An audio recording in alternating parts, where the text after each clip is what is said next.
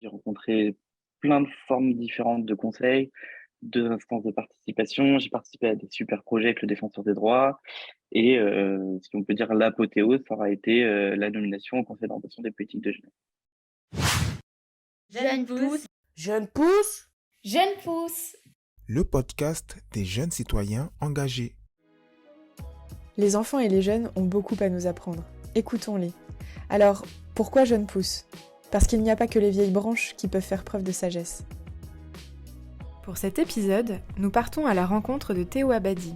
Il va nous parler de son mandat de conseiller municipal enfant, mais surtout de son engagement au sein du comité jeune de l'ANASEJ, qui lui a permis de participer à de nombreux voyages et événements marquants pour lui, aussi bien au national qu'à l'international. Les congrès de l'ANASEJ, la consultation nationale du défenseur des droits, sa participation au COJ.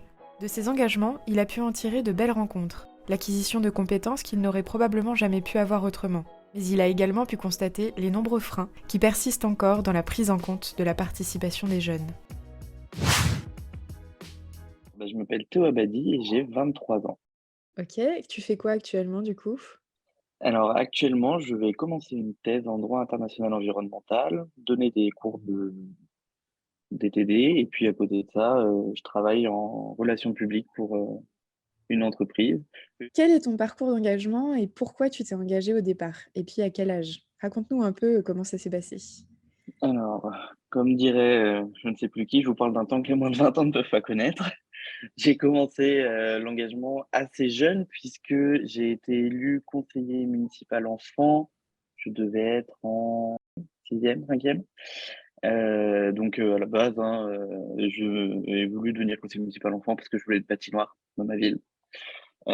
Spoiler, ça n'a pas pu se faire parce que, bah, le budget, parce que faut être réaliste un petit peu. Mais du coup, voilà, j'ai commencé à ce moment-là. J'ai eu un mandat de 2 ans.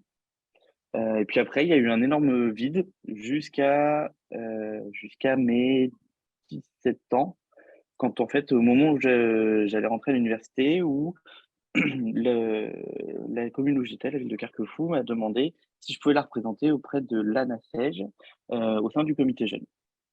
Et alors depuis, ça va faire, du coup un petit moment, ça va faire 6 ans. Depuis 6 ans et ben, c'est, un enchaînement de, rencontres, de participation, d'événements, de projets, assez impressionnants.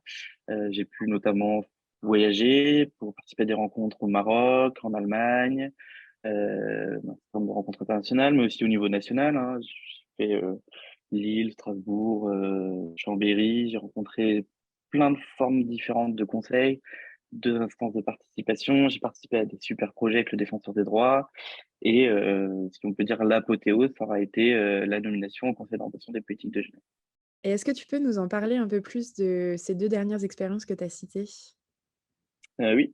Alors, l'expérience avec le Défenseur des droits, c'était assez incroyable et en plus, c'était encadré par une personne assez incroyable.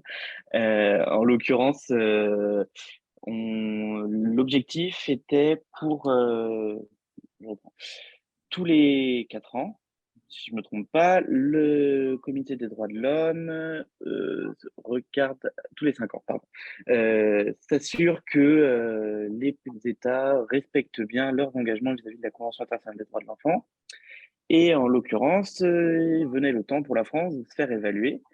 Donc le défenseur des droits a pris la décision de faire un état des lieux des droits de l'enfant en France en faisant appel, aux concernés, c'est-à-dire aux enfants directement. Heu, Notre place à nous, membres, de l'ANASEJ, mais il n'y avait pas que nous, membres du comité jeune, c'était de faire partie d'un comité consultatif qui aidait les équipes du défenseur à s'assurer que leur démarche allait bien dans le bon sens, qu'elle ne, dévoyait pas la parole des jeunes. Puis on était aussi là pour apporter à la fois, des idées, mais aussi aider et rencontrer les groupes, qui ont permis le recueil de parole, heu, et cetera. Et à la fin, en est ressorti un magnifique, ouvrage reprenant la parole de un très grand nombre d'enfants sur leurs propres droits, qui a été ensuite, diffusé largement. Ce qui était assez incroyable dans cette expérience, c'est la manière dont ça a été fait. Pour le coup, Léa notamment, a fait en sorte de recueillir la parole d'une variété de jeunes bien plus importante que ce qu'on peut voir dans la majorité des instances de participation et des dispositifs de participation, à savoir qu'ont été pris en compte les jeunes incarcérés, des jeunes en situation de handicap, des jeunes mineurs non accompagnés venant de communautés de gens du voyage, par exemple, qui sont des communautés ou des franges de la jeunesse qui sont souvent oubliées ou vers qui il est tellement difficile, beaucoup plus difficile d'aller que en fait, elles passent à côté des instances de participation. Donc voilà, c'était une super expérience qui a été reprise plus ou moins par l'équipe de l'actuel défenseur des droits et de l'actuel défenseur des enfants, mais d'une manière un peu différente et tout certainement tout aussi bien. Pour ce qui est du coup de l'autre expérience qui est le conseil d'orientation des politiques de jeunesse, il s'agit en fait de la fusion de 3 anciennes instances consultatives qui opèrent directement auprès, en fait, qui opèrent soit sur autosaisine, soit sur saisine du gouvernement et de ses membres. Euh, c'est une instance qui regroupe beaucoup d'acteurs, donc il y a des jeunes, même si on est très peu nombreux à venir, parce qu'il y a un certain nombre de dysfonctionnements de ce dispositif, j'en parlerai plus tard. Il y a des représentants de ministères, des représentants institutionnels, des experts. Il y a le CROUS, la CAF, il y a vraiment beaucoup de personnes. Et en fait, ce conseil, divisé en différentes catégories, se saisit de tout ce qui va être question relative aux politiques publiques en lien avec la jeunesse. Donc, il y a par exemple eu des rapports faits sur le SNU, sur le revenu universel minimum pour les jusqu'à moins de 16 ans, non, pour les plus de 16 ans. Vraiment tout un tas de choses, la réforme de l'enseignement moral et civique aussi. Enfin, le, le champ est vraiment très vaste. Donc, en tant que membre de la NACEJ, on n'a pas de commission à attribuer. Moi, j'ai siégé dans toutes les commissions possibles, je pense. J'ai fait la commission insertion professionnelle, la commission éducation populaire, et après, ce sont des intercommissions créées ponctuellement.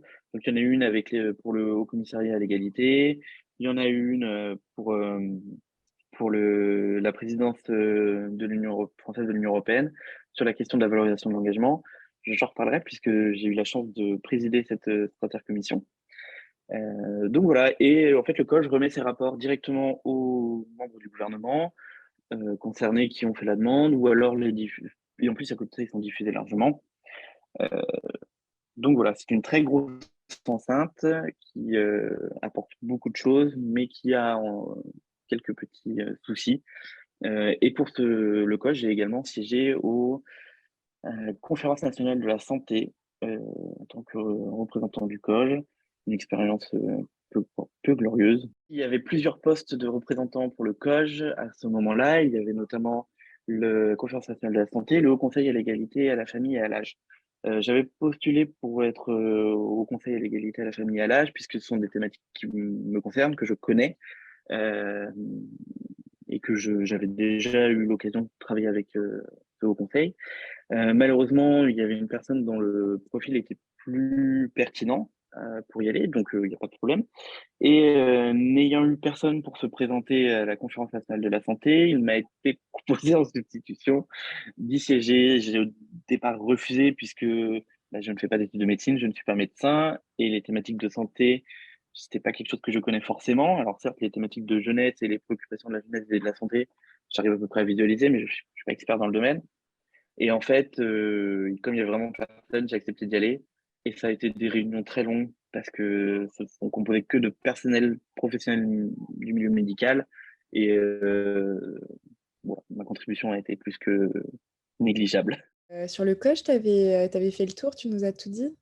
Alors, sur le COJ, je peux notamment revenir sur l'intercommission que j'ai présidée. L'idée était que parmi les sujets que souhaitait aborder la France lors de sa présidence au niveau de l'Union européenne, parce qu'il faut savoir que la présidence européenne est tournante, euh, donc c'était le premier semestre, premier trimestre 2022. Euh, la question qu'il voulait aborder était celle de la valorisation de l'engagement des jeunes. Donc le COJ a été saisi de cette question. Comme c'est quelque chose je tannais pas mal les membres du COJ depuis un moment pour qu'on se penche dessus. Du coup, on m'a demandé si je souhaitais animer l'intercommission, donc c'était super. C'est une intercommission qui a regroupé vraiment beaucoup de monde, notamment au début. Et ce qui était très important pour moi dans cette intercommission, c'était vraiment de mettre la parole du jeune en avant et en premier plan. Donc, on a fait de nombreuses auditions. On a évidemment auditionné des personnes expertes parce qu'elles avaient mis en place des dispositifs innovants, des universitaires qui avaient développé des systèmes au sein de leurs IUT, par exemple, assez intéressants. Et à côté de ça, on a auditionné beaucoup de jeunes de profils variés parce que certes, il y a des jeunes au sein du COJ. Comme je dis, on n'est pas forcément souvent là parce que pour des raisons de, de logistique vis-à-vis du COJ, mais je pourrais en parler un petit peu plus tard. Et du coup, euh, ça a donné lieu à un gros document qui est disponible sur le site du COJ. Là, je pourrais faire de la pub en disant avec le code promoté, oui. Voilà, ça c'est à couper par exemple. Et donc ce document était en fait censé être remis au ministère des Affaires étrangères pour être ensuite communiqué aux différents représentants des ministères de l'éducation de l'Union européenne pour être travaillé. Sauf qu'on a appris à un mois du rendu que finalement, bon, ils avaient trouvé autre chose pour travailler dessus et que notre document, bah, il était bien joli, mais il s'en servirait pas. Donc, c'est Mhm. un peu décevant. Malheureusement, bon, ce sont des choses qui arrivent, hein, il faut aussi le comprendre. Nous, ce qui était intéressant dans ce travail, dans les idées apportées, c'était notamment que on a déjà quelque chose qui me tenait à cœur et que j'avais beaucoup travaillé avec la NACEJ, c'était le fait que l'engagement est quelque chose de très, très vaste et qu'on a des formes d'engagement qui ne sont jamais prises en compte dans le milieu professionnel, alors qu'elles sont aussi source de compétences. Et après, on peut aussi comprendre le pourquoi elles ne sont pas prises en compte, mais ça reste un apprentissage qui façonne les jeunes.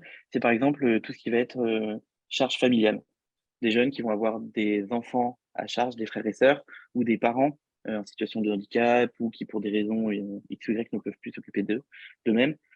C'est une forme d'engagement, c'est un engagement familial qui est certes très difficile à prendre en compte, mais il était important quand même de le mettre, d'en parler à un moment ou à un autre, parce que c'est quelque chose qui nous semblait assez important et qui est très très très peu actuellement pris en compte.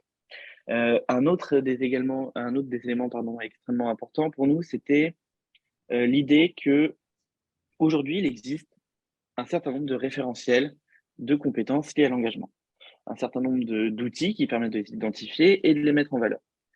Mais au sein même de la France, il y en a un nombre incalculable qui se font concurrence, qui se marchent les uns sur les autres, qui, en fait, ça rend la chose assez invivable puisque même au sein des institutions nationales, euh, les référentiels ne seront pas les mêmes, que ce soit les piges ou Pôle emploi ou même le Crous, ils ont tous des outils qui sont complètement différents. Alors au niveau européen, c'est encore pire. Donc une des propositions, c'était de créer à minima un outil de valorisation identique, donc dans un premier temps au niveau national, mais à terme au niveau européen, qui serait construit à la fois avec les personnes concernées, donc les jeunes, à la fois avec les instances de participation, les associations, enfin le milieu associatif sur la partie engagement, mais également les acteurs privés, en l'occurrence les entreprises qui sont, en fait, parce que nous on a beaucoup parlé du fait que la valorisation de l'engagement servait entre autres, pas que, mais à obtenir un emploi, puisque bah, le jeune qui sort avec un diplôme sans expérience, on n'en veut pas, mais le jeune qui a l'expérience mais qui n'a pas de diplôme, on n'en veut pas non plus. Donc on se trouve dans une situation qui est extrêmement complexe et du coup, voilà, une des propositions, c'était un outil reconnu et construit par tous les acteurs qui permettrait de valoriser un certain nombre de compétences de la même manière qu'on passe une certification parce qu'on maîtrise Word ou Excel. Et ben, ça aurait été quelque chose dans ce genre-là. Donc, on avait bien conscience que ce sont des propositions extrêmement ambitieuses, mais qui peut le plus, peut le moins. Donc, l'idée, c'était vraiment de faire des propositions pas forcément réalistes ou pas tout de suite réalistes pour que derrière, ça puisse aboutir à minima à une standardisation de la reconnaissance de l'engagement. Donc ça, c'est vraiment sur l'aspect prospectif du document. En parallèle, on a aussi fait 2-3 retours, même si c'était pas notre mission, sur les difficultés liées à l'engagement. Mais là, on pourra en parler pendant des heures parce que Dieu sait qu'il y en a beaucoup. Donc voilà. Peut-être, rapidement, est-ce que tu peux nous en citer quelques-unes des difficultés liées à l'engagement? Oh là là là là, la liste est longue. Bah, je vais parler tout simplement de celles, parce qu'il y en a auxquelles je n'ai pas fait face, mais il y en a certainement auxquelles j'ai malheureusement été confronté.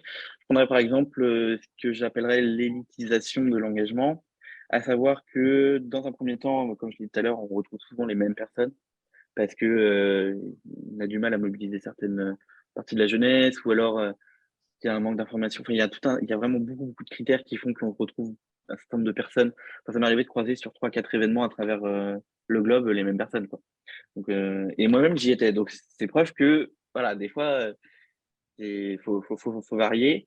En parallèle de ça, il y a aussi le fait que, par exemple, depuis 2016, il y a une loi qui oblige les universités à prendre en compte l'engagement des étudiants, que ça soit par la mise en place d'aménagement d'emploi du temps ou par une valorisation X ou Y. L'université dans laquelle je suis et où je vais encore rester quelques années, qui est une université que j'apprécie beaucoup, a refusé ma demande d'aménagement d'emploi du temps 3 fois, je crois, et a refusé la valorisation au motif que je ne rentrais pas dans les critères demandés pour la valorisation. En l'occurrence, j'étais nommé au sein du COJ. C'est quand même une forme d'engagement plutôt poussée, sans parler des autres engagements que j'avais à côté. Mais non, je ne rentrais pas parce que je n'étais pas sapeur-pompier volontaire, jeune entrepreneur ou membre d'un BDE. Voilà. Donc ça, c'est un problème. Et à côté de ça, quand j'ai demandé un aménagement d'emploi du temps, on m'a répondu que c'était pas possible puisque l'université ne souhaitait pas former des étudiants ayant suivi que la moitié des cours. C'était une question d'image. Bon, à la limite. Je trouve ça ridicule, mais à la limite. Et que par contre, je n'avais qu'à passer un enseignement à distance ou arrêter mes études. Oui, on m'a proposé d'arrêter mes études. Il faut savoir que l'enseignement à distance n'est pas gratuit, y compris pour les étudiants boursiers. Donc moi, je suis boursier, donc j'ai la chance de ne pas payer mes études. Et en l'occurrence, je crois que c'était 1 700 € l'année pour l'enseignement à distance. En tant qu'étudiant boursier qui a un emploi en parallèle, c'est juste pas possible. Et en fait, un certain nombre de jeunes se retrouvent à refuser de s'engager à cause de considérations comme celle-ci. Je vais prendre un exemple encore plus criant. Une étudiante quelques années avant moi était représentante de son pays aux Nations Unies à Genève. On lui a refusé également l'aménagement d'emploi du temps. Heureusement, et ça a été aussi mon cas l'année dernière, les enseignants encadrant mon master et le responsable des masters ils ont accepté de faire sauter toute défaillance que je pourrais avoir du fait de mon engagement. Mais voilà, ça pose quand même problème. Donc ça, c'est un des problèmes. Après, on peut aussi citer l'instrumentalisation des jeunes, l'absence de cohérence entre ce qui est annoncé et les résultats, que ce soit parce qu'on dit oui, vous allez voir, on va faire des trucs merveilleux et derrière il se passe rien, ce qui impliquerait peut-être d'ailleurs de lancer un suivi un peu plus construit de ce que promettent les politiques lors de ce genre d'événements. Mais aussi, je pense à des événements où, par exemple, on demande aux jeunes de traiter de questions de santé, de questions d'environnement, et qu'on fait venir, et des questions de précarité aussi, qu'on fait venir 500 participants en première classe pour 24 heures d'événement, qu'on leur sert du Red Bull à 2 heures du matin parce qu'il ne faudrait pas s'endormir avant d'avoir fini, et qu'on fait venir les 3000 participants en première classe, avion, train, pour 30 minutes de signature le dernier jour. Voilà, ce genre d'absence de cohérence monumentale, ça fait partie des 2-3 problèmes liés qui freinent l'engagement des jeunes, mais il y en a encore plein d'autres, et puis on pourrait pas les citer tous, tellement il y en a. Mais il y a des bonnes choses aussi. Alors, bah, est-ce que, quelques bonnes choses pour contrebalancer, tout ça, est-ce que tu aurais à nous dire là-dessus? Ah, la question piège sur un militaire. Non, non, mais dans les bonnes choses, enfin, je vais reprendre l'exemple du travail qu'on a fait avec les défenseurs des droits. Enfin, même si l'impact est difficile à quantifier, la méthodologie mise en place est absolument remarquable, je trouve. Et vraiment, voilà, c'est quelque chose que je pense que c'est une des expériences que j'ai préférées de ce fait-là. Après, toutes les expériences que j'ai pu avoir à titre personnel ont été juste extraordinaires, que ce soit par les rencontres, que ce soit par l'expérience que j'ai pu en retirer, les compétences.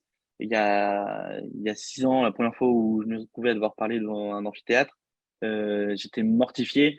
Maintenant, je ne veux pas dire que je fais ça les doigts dans le nez, mais j'en ai plus peur. Enfin, je pense que j'aurais jamais réussi mes études comme je les ai réussies sans l'expérience que j'ai eue. Au niveau professionnel, enfin, la maturité gagnée, il y a vraiment énormément de choses. Ce sont aussi des opportunités, des chances. J'ai pu voyager et découvrir des lieux que je n'aurais jamais découverts sinon. Grâce à ça, j'ai rencontré des personnes mais absolument époustouflantes. Donc ça, c'est vraiment à titre personnel. Après, sur les politiques publiques en elles-mêmes, heureusement qu'il existe des espaces où on peut voir derrière l'impact de ce qu'on a pu faire. En fait, plus on monte, plus ça devient compliqué.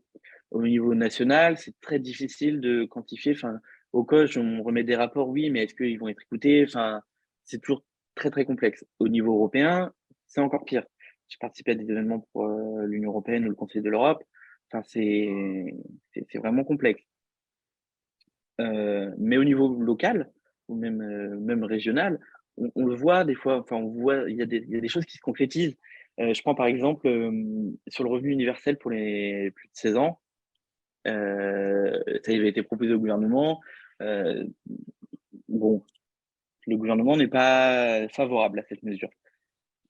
À l'inverse, Antoine Dulin, qui était le président de la commission insertion professionnelle, qui était lui aussi à la métropole de Lyon, enfin la métropole, bon, la ville de Lyon, enfin, statut juridique particulier de Lyon, ils ont mis en place un revenu universel pour les moins de 25, je crois, sur toute l'agglo. Et enfin voilà, comme quoi ça marche quand même.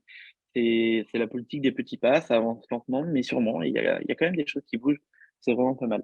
Et je repense, puisque je parlais du Conseil de l'Europe, quand je parlais d'élitisation de la participation, outre le fait qu'il y a des gens qu'on voit tout le temps, il y a aussi peut-être pas tant en France que dans d'autres pays européens, une professionnalisation de l'engagement.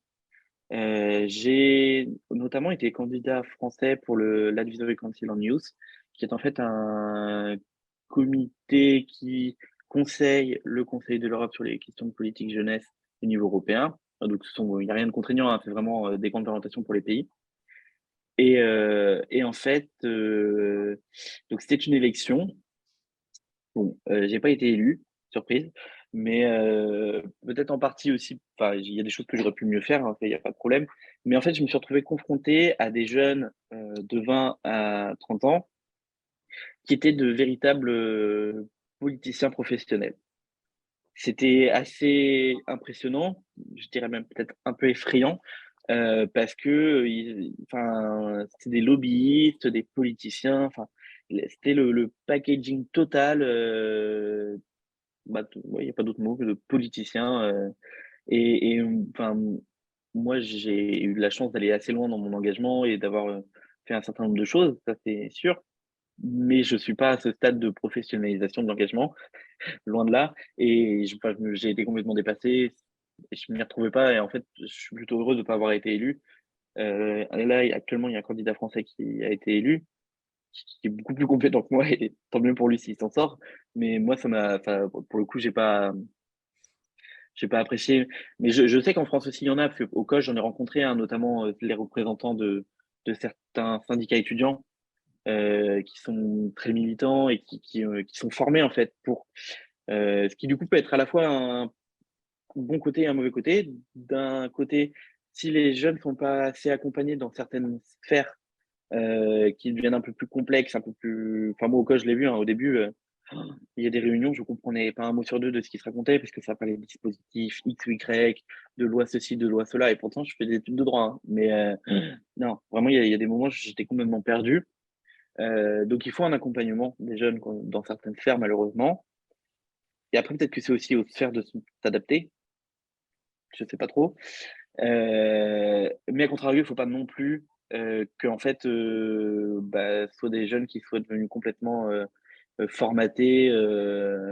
Enfin, et je sais que Marie-Pierre m'a parlé du fait qu'avec des jeunes de 6 à 10 ans, elle avait vu la même chose.